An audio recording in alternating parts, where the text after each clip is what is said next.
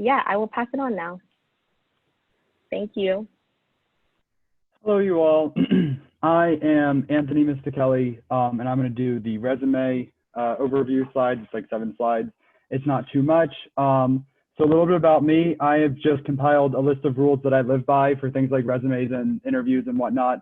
And these basic rules and tricks, they might be, mildly controversial of like, should I do that? Should I not? It's just what has worked for me in the past. It's what recruiters have told me they liked, and also feedback I've gotten from managers and professors and different people in the industry. So it's not a catch-all for everyone, but I do think that if you follow the structure, it's going to be different and it's going to be good. So to start, I could go over every tidbit and thing that you should have on your resume, but if you're looking for a basic skeleton of where you start because you're a freshman and you've never had a resume before, this is a great resource from College and Career Services or something like that. There's a QR code there, but you can just look at the VT Career Services website, and it's a great checklist. I would take a screen grab of this slide and just go down the list and almost make your resume look like this checklist, but then fill in the points. And today I'll try to highlight really well header, education, experience, and skills. But yeah, please grab this and then grab the website if you need as well. So to start, for what I'm going to go over, I'm going to go over my key points. The 3 big takeaways I want to get out of this presentation is that your resume doesn't exist if there's not a job rec number that you're applying with that resume for. Those 2 go hand in hand. So I'm going to try to highlight the importance of, I call it a rec number, but it's just a specific job or opportunity that you find on a company website. You have to differentiate yourself. That's the second key point. And the third key point is that a good engineer and a bad engineer are not determined from GPA or anything like that. They're just determined by passion. And so if you can tailor one piece of paper to show your passion, then you will get the job every time. Well, not every time, but you'll get the job. So to start, this is basically what I've been told how a recruiter is going to scan your resume, and it's the F format. So your top 2 things, they're gonna skim the words, but a recruiter is really only giving you 10 to 15 seconds. If you're at a career fair, maybe 10 to 30 seconds, where they're going to actually read what's on your resume. So when you're looking at what you highlight and how you format your resume, you should have clear breaks, clear spacing. Things should be highlighted for the recruiter, but you should be very conscious of how they're going about reading your resume. So the F format is the top 2 lines over, they might give a skim, and then they'll go down and they'll read the heading. So for this resume, and this is my example resume of what a good resume is, they're going to read my full name, obviously. That's just in the first half of a second. And then they're going to go through my education. They'll see my GPA. They'll see my rank. They'll see graduation. They'll see major. They'll probably stick with those. They'll keep my school. They'll go to my first experience. They'll find the buzzwords that are in there. They'll probably read that I supported a design in agile development. They'll probably read something about hardware bays and machine learning. And then they'll move on and they'll go down the list and look at the different headings. So they'll know the last 2 summers of places I worked, my undergraduate research, the SEC stuff, different projects, but that's all they're taking from it. And then hopefully they see that I have some programming skills. So for a full page of writing, that's all they're going to take in that 10 to 15 seconds. So please, when you make your resume and format it, be conscious of the F format, and that's how their eyes are moving. So the next thing is professional language. So I hope there's no problems in my example. No, you're good. So there's no sentences. You should not have sentences. You should not have paragraphs. I feel like that's pretty obvious, but something I want to highlight is your big words. I don't think that recruiters are necessarily looking for your professional words like superfluous or whatever long words you can come up with to make yourself sound smart. They're more looking for words when you describe what you've done to show ownership, authorship, independence, collaboration, and responsibility. They want to see that you are not a student, but you're a person who's ready for industry. You're a person who takes responsibility onto themselves and gets the job done. They own certain projects, and they've proven from their past that they can succeed in the future. So I want to talk about what this example has. And so something that I have here is parallel structure. Every time that I write what I've done in an experience, I use the parallel structure of, I start my sentence with a verb in the past tense. They say use present, they say use past. I think for internships, it makes more sense to use past because they're so temporary, but it really, I don't think no one's disqualifying you for a job based on your tense, in my opinion. But I'll use a verb in the past tense, and it'll be a verb that shows something like ownership or independence or collaboration, or that I took on responsibility. And then I'll talk about what I did. And so it's very structured of verb and then some words of what I did, verb and words I did, and verbs and words I did. And then the last thing is when I am talking about, so for this first job experience, it's a lot of different computer science, programming, and system engineering type responsibilities that I took on. Well, if I was going to apply for a systems engineering job, I would look at that job rec, look at that description and say, what can I highlight from the time that I was this intern and put those on my resume that's going to work for this job description. And if there is no job description, you're submitting your resume to Brazen, you should make sure that your bullets are versatile. No one really cares if you worked on this specific point of code in a specific project that's so specific to this certain thing. They care more about that you worked in a Scrum team or you worked in Agile development, something like that. Your experience thing should be able to be applied to other projects and not super specific. The last point is, can there be acronyms on your resume? And beyond the basic acronyms like what I have, AI, ML, TCL, different like languages and acronyms like that, that's all fine because everyone knows what an AI and ML is. The acronyms you should be scared about is something like FARS, is I have something later on my resume, no one knows what that is, and so I'm not going to put that acronym on my resume. But if an acronym is in the job rec and in the job description, then you can use that acronym on your resume, save space, clean it up a little bit, because they already should know what that is. So I think that's all I had on professional language. A quick little tidbit, something that I do is if you do end up scoring an internship, if you have scored an internship and you're going for one next summer, resumes are so much easier to write. If every day at the end of your internship, or at least at the end of the week, you wrote down every small thing you did. Because when I'm looking to tailor my resume to a specific job rec, I go back to my spiral, I go back to my journal, I go back to my legal pad, and I check what I did every single day and say, oh, well, that could apply to this job rec. And I can make a very tailored and directed resume for the job rec. I make myself basically the perfect candidate without being the perfect candidate. So next thing, the 3 most important sections on your resume, and something that I learned very recently. Education experience, that's very obvious, most important thing. Skills is something that I'm going to cover because that's very, very important for job recs and recruiting that I never realized. But to start with education, I am on the boat, and it's a little controversial that you should not have high school on your resume, even if you're a freshman. Because if you're a freshman, you theoretically should have high school because they want to know about your past academics or what have you. But at the same time, you're competing against sophomores, you're competing against juniors.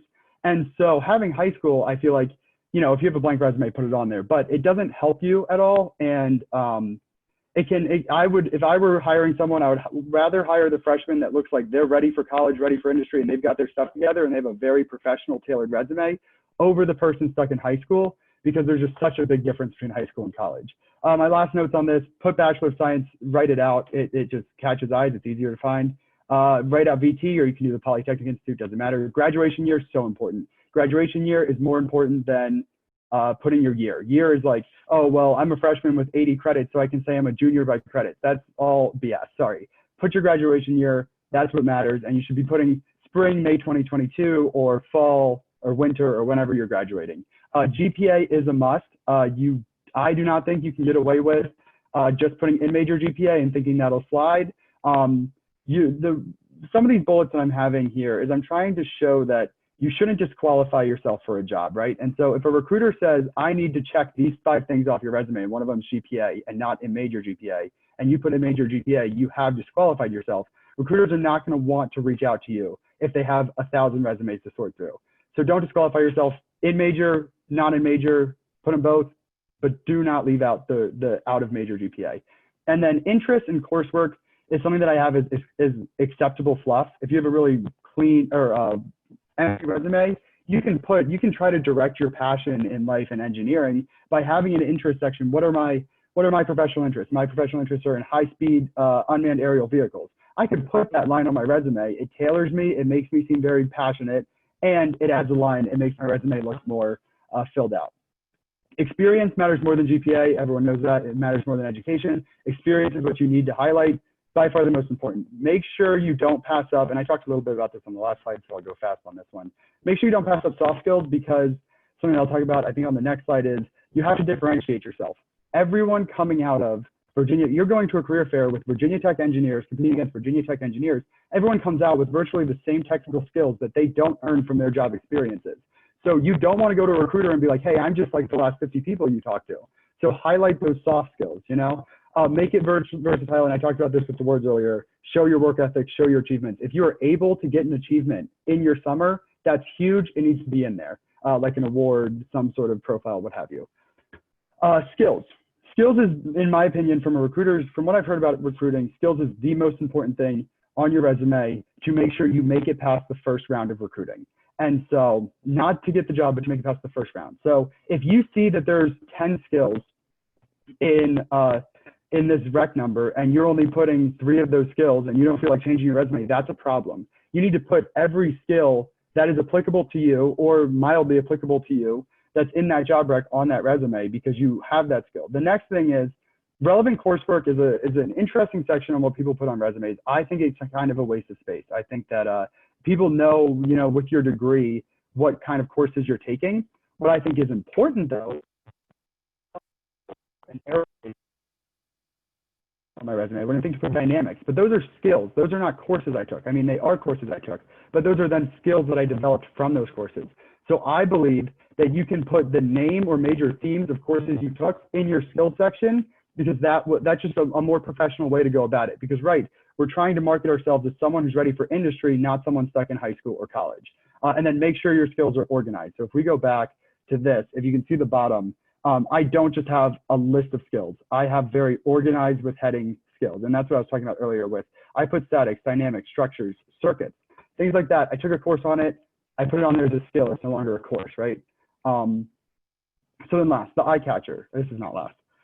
The eye catcher is something that I haven't not learned about till this summer, but you only have 5 to 10 seconds if you're applying online or talking to a recruiter for them to know that they want you. They want to finish, they want to look into you more. And so something that can be an eye catcher is programming languages, GPA. If you have a clearance, put it on your resume. If you have a clearance and it is not, and like I said, if it is not in the first line, you're playing yourself. You need to have that be the first line, period. It is the eye catcher. They look at this resume, they see that first line, and they're finishing to read my resume. But you need to have the eye catcher that will get the recruiter hooked on you.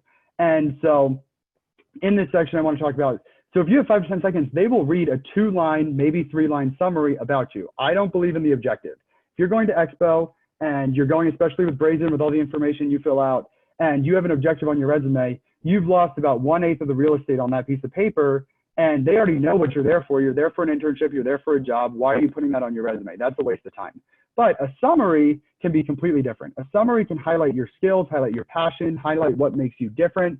And that can be you know, I am so-and-so, and I have spent this long of my life being inspired to do this, and I have these programming languages for this job. That's all. That's a summary, 2 lines. That was a terrible example, but you know what I'm saying. You just have to make it, make yourself different in those 2 lines, but don't put objective. That's a waste of space. So the last slide, or not the last slide, but the most important slide is differentiating yourself. And I think it's very important that you have the mindset when you go into any recruiting thing that you are not special, but you can be. And that's the mindset that I try to hold always when I'm doing anything, is that like, you're going up against, like I said, 50 people at Virginia Tech who have virtually, if you think you have a 4.0 GPA and that makes you really special, I guarantee you there's 3 other kids in your major at least that do. And then there's 50 other kids at the other state universities down the East Coast, you know? So you have to differentiate yourself based on certain things, and certain things you can connect to the job or the recruiter. And so I've in huge writing directed passion, right? So my directed passion currently in my technical life is systems engineering and the idea of components of systems integrating with software and what have you. And so you can go down my resume and you can see that nearly every single bullet, and defense contracting, every single bullet has something to do and ties back to system engineering, and ties back to defense contracting, and ties back to supporting the military through engineering technology, what have you. And so it's so important that when you go down every bullet of your resume, and if you're looking about whether or not my resume is good, go down each bullet past education and say, is this a bullet that you would see on someone else's resume, or is it different? Is it something that a recruiter is actually going to think about, or is it something they've seen 80 times today? And so that's just the most important thing is, am I different, and does it show my passion, right? So I'm going, you know, full send, if you will, in one direction, and that's what's going to get me the job, because no one wants someone who wants 50% of the job. They want someone who wants 100% of the job and who's eager to work. Other things on your resume that can differentiate yourself that I do support is having unique experiences. Like if you had a very unique internship in like finance, and you could highlight that because that's different. Volunteering, hobbies. Hobbies are interesting because you can connect with hobbies with recruiters. Oh my God, you crocheted, I crocheted. How cool is that? What have you. Extracurriculars are important. And then your soft skills can also make you different. And then the extended resume question mark I have down there because I am a strong supporter of, for a career fair, you have a 1-page resume, but if you connect with the recruiter, you have a 3-page resume in your back pocket that you're ready to email them, that you're ready to show them, that goes more in depth into your projects, into your technical skills, into your abilities, and what have you. And I think that the extended resume play at the end of talking to a recruiter can very much help you nail the job and not just make the connection. So the last thing I want to go over, and this is another thing to screenshot, is things you would think would be okay but are not. Clutter, filling your resume with black text because you think that having more words makes you look better. Underlines and bolding things, not in headings but throughout the thing, is a problem. It makes recruiters feel stupid. That's what I've heard. Not including basic skills. If a rec number has MS Office, Microsoft Suite, Microsoft Word, I don't care if you know C++, Java, what have you, and you think that it would be assumed you also know how to use Microsoft Word. If it's in the job rec and you know how to do it, it should be on your resume because that is something that could disqualify you. And recruiters are not going to want to email you and be like, by the way, do you know Microsoft Word? That's a waste of their time, and so you don't want to disqualify yourself like that. Course numbers, like putting AOE 30, 33, something like that, if you decide to put relative coursework, is a waste of time. Just putting state and city. So that's another disqualifier that you don't want to do. If you put in your heading your address and you just put Blacksburg, Virginia, all of a sudden the recruiter needs to send you something through mail. That's the way they're doing something for some reason. And you have just disqualified yourself by not just typing out 4 letters and a street address. So it's just worth it to put that. Don't have any color, style, or headshots for engineers. If you're not going for an engineering position, that's completely different. But for engineers, you don't need color. You don't need icons. You don't need, weird columns that highlight things down the side. You just don't need all of it. It just, be very formatted. Don't omit a bad GPA because you don't want to disqualify yourself. Objectives, you don't need it. I did that. Full sentences I covered. Being untailored is what I'm saying is that don't have a basic resume. A resume does not exist if you aren't applying for a specific job description. I don't think that you should have social clubs without leadership unless it's in like a hobby section and very small on your resume. Excessive capitalizations are super annoying to look at. And then don't be too specific. Make sure you're very versatile. And then another thing is if you have some sort of experience, some sort of campus involvement, and you're explaining what the club's doing and you don't mention at all what you've done, then that's just another waste of real estate on your resume. And I think that's all. So that's all I wanted to cover. There's probably a lot of questions. I went pretty fast, but I will pass it. And Miriam, actually, am I doing questions now? If there's questions, or am I passing it to Molly? You're passing it. All right, pass it to Molly. Thank you, Tony.